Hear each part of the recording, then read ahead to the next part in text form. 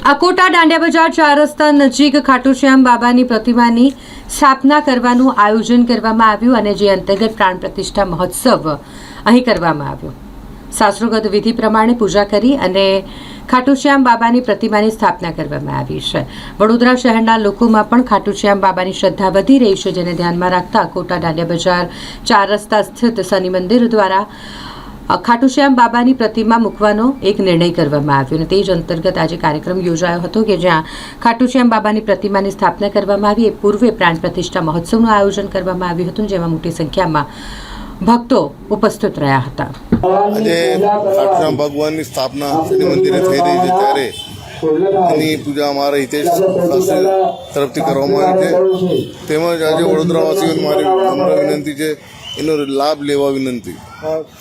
આજે પ્રાણ પ્રતિષ્ઠા મહોત્સવ શું આયોજન કરવામાં આવ્યું છે?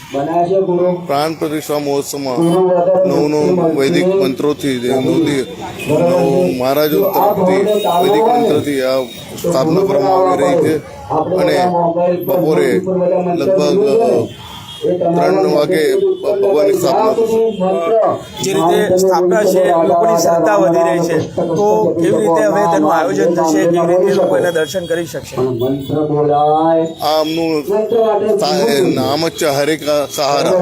જે હરતા હોય એ એમને જે સપોર્ટ કરતા હોય, એટલે જે ભગવાનથી જે નારાજ થઈ ગયેલા હોય એમને પણ મારી વિનંતી છે, આવીને દર્શન કરે અને પોતાનું કામ કરી લે।